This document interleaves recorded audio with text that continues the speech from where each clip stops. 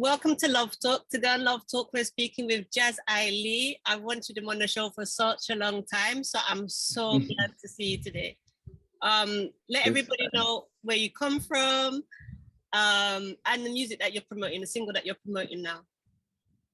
All right, so first, it's an honor to be on the program. I know that you've wanted me on the program for a while, but we don't really have control over what we do and when we do it, but it's finally happening. So that's a true joy. So the name is Munir Jahzi. I was born in Spanish Town, St. Catherine. However, I also grew up in Waterhouse in Kingston. I'm a father. I'm 31 years of age. I'm currently promoting the entire EP, which is 8 tracks, the original Room. So yeah, you guys can go check that out. But, peaceful youth, uplifting spirit, and positivity is the direction that I'm heading in right now. So that's it. All right, so tell us how you all started out in music then. Who's the musical one in your family? How does it work?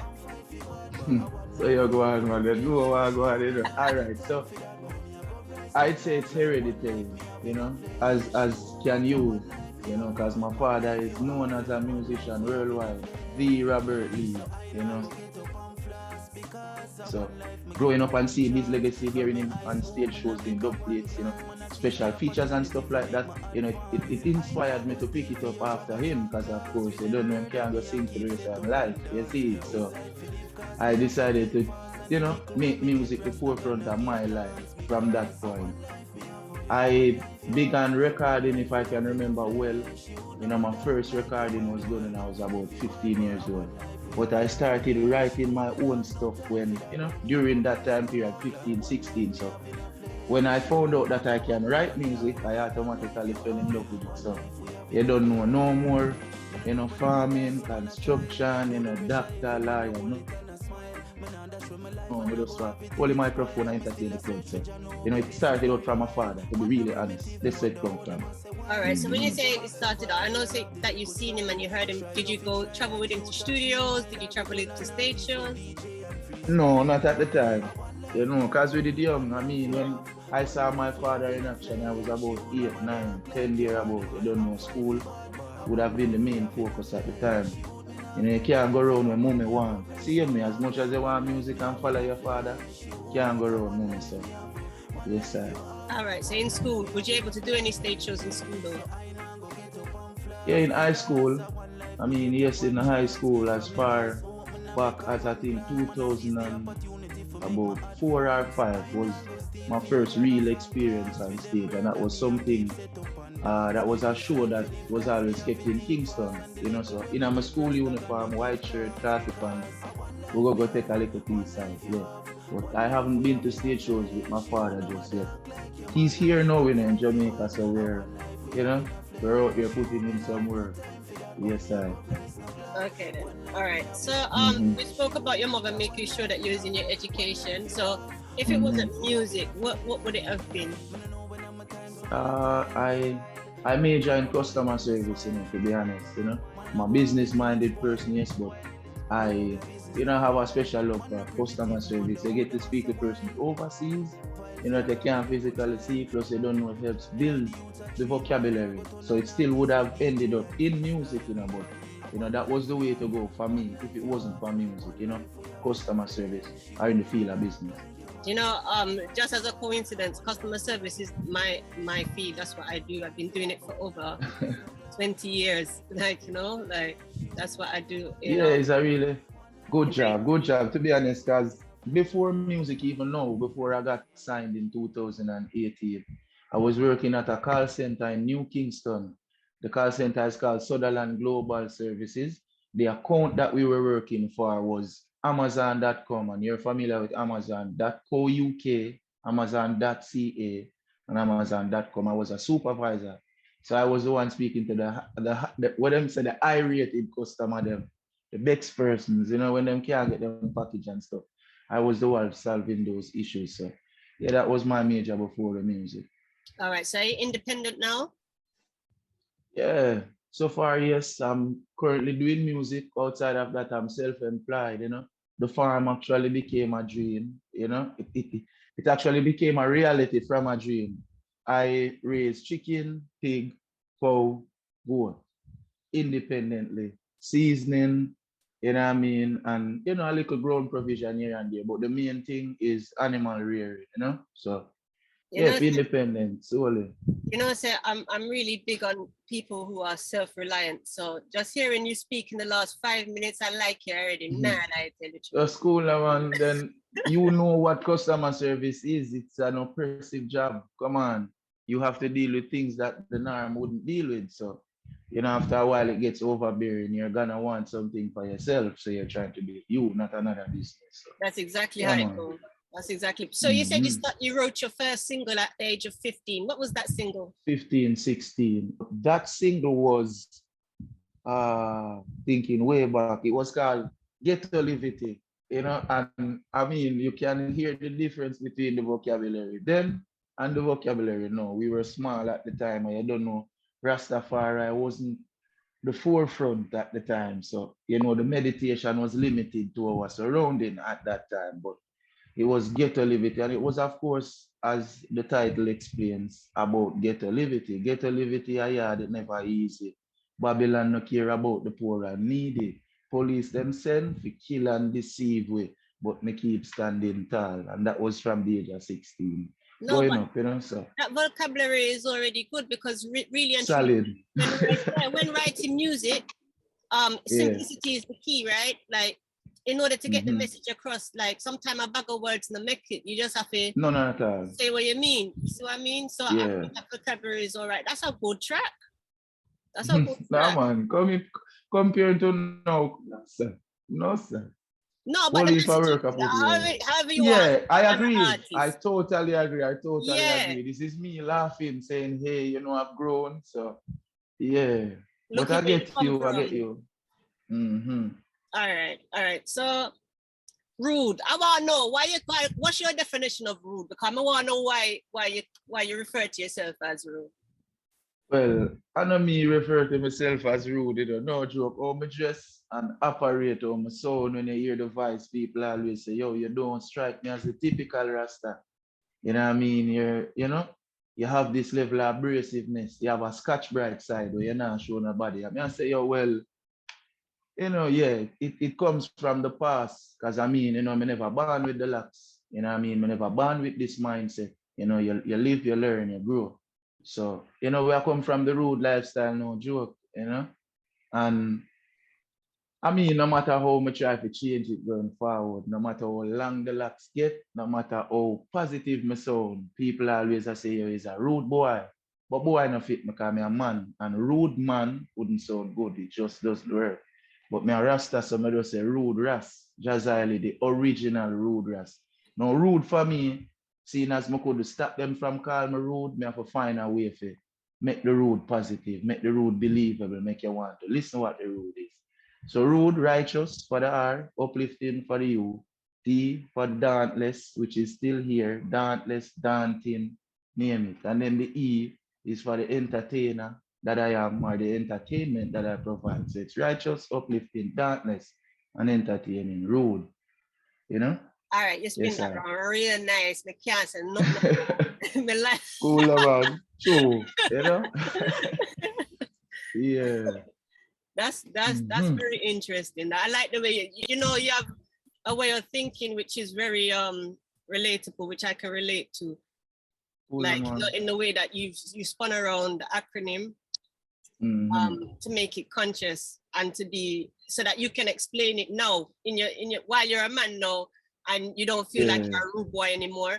But if you have to explain it, that's how you're gonna explain. That's cool, man. We're still rude, but not on the surface. You know, deep down, it take a lot for you to drop the rude. No, I'm a father, you know, so you know me, I think for more than one persons at a time. So, you know what I mean? We're rude, see me, you know what I mean? So we walk over. We're not gonna be the Rasta, we're gonna lie down. We're gonna take it lying down, you know. Dark like cave when it comes down to that point. You still see I dark like cave. For righteousness, dark like cave. For my juvenile, for my music, for my friends and family, I am a very defensive person, you know? Yes, yeah, well, you have to have the balance, the positive with the negative, right? You have to know, true. You have to have your strength and keep your strength. And whatever your core is, you have to keep that core, at least remember it, to keep you grounded. Yeah. Cool, man. Rooted and grounded in our most, man. I We're hear good, you. man. Trust me. All right. So with the music, how did you develop your sound now?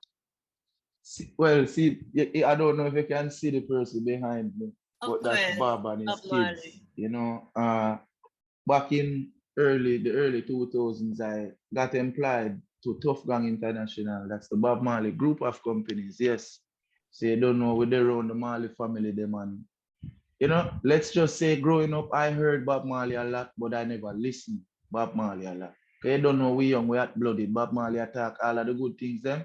We out there in our world I figure out the wrong things them down. So we never get the chance to really sit in and listen. But when I got the job at Tough Gang International, you know, that's out by 3 Mile, that's his studio, that's his distribution legacy right there in itself.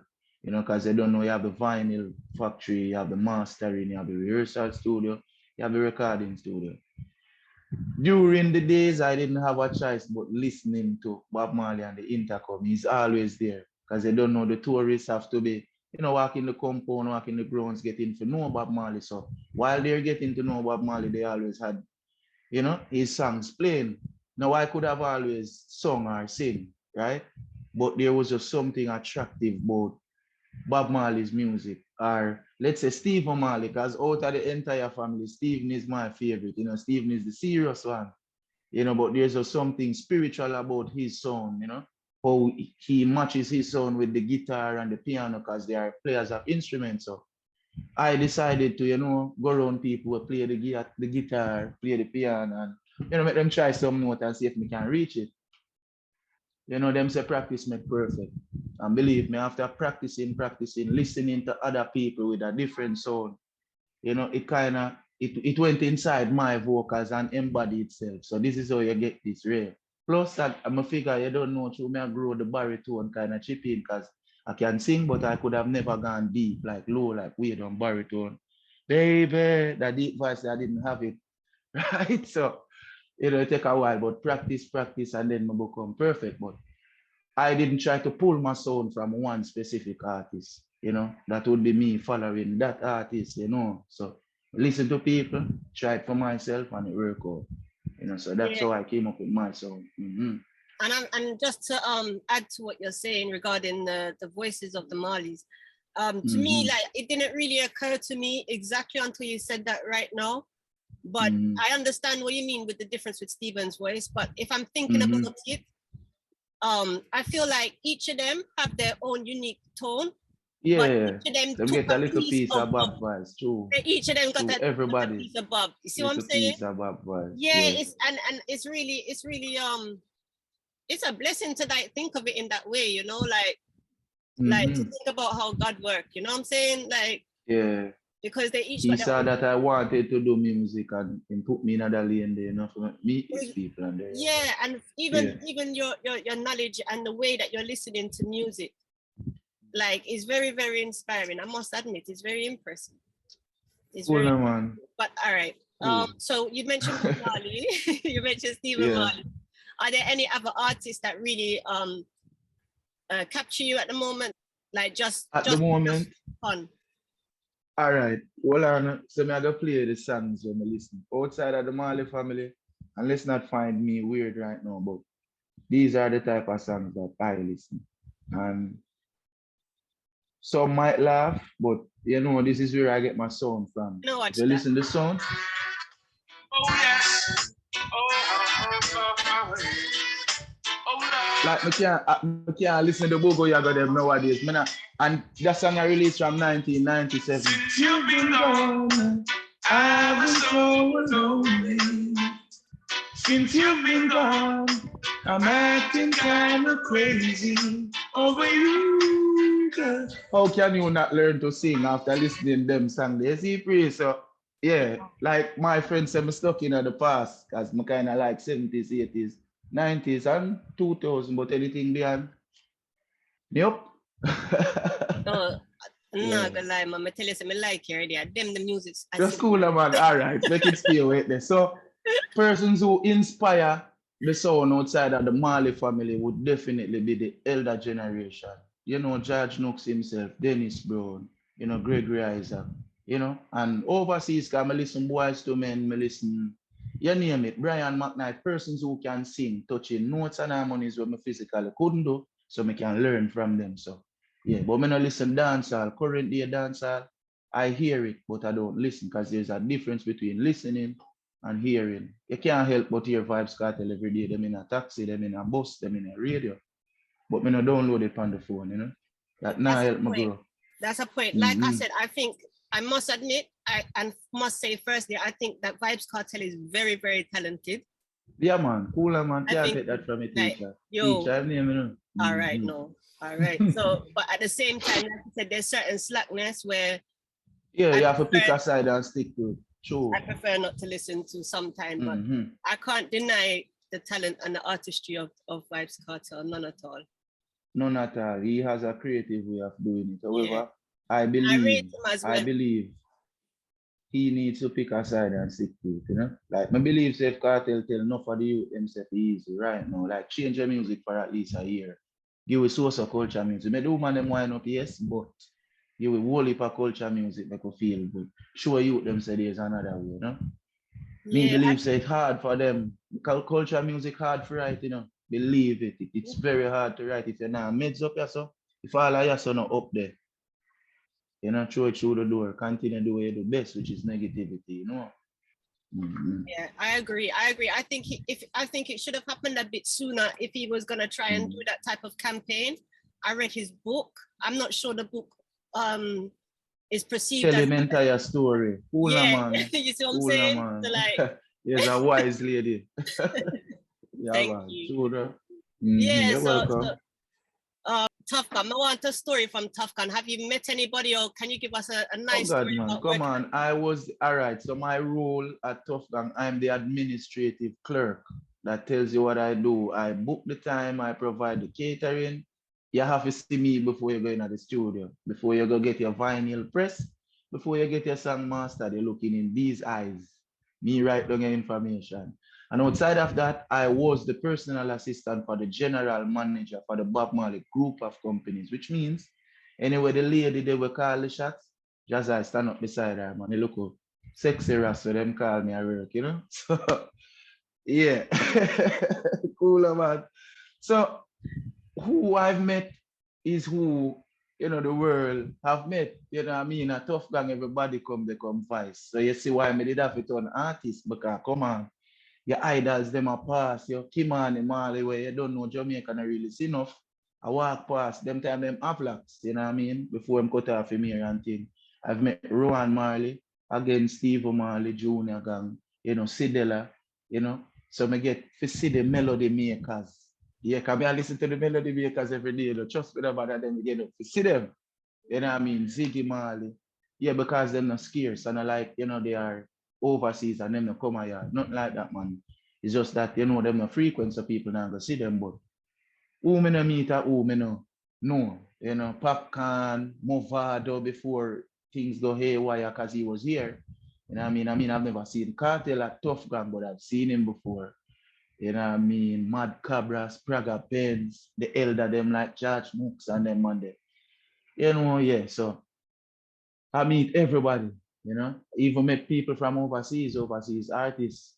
I was there when Akon came. If you go back on YouTube, there was a time when Akon came. I think it was back in 2013, 14, if I'm not like.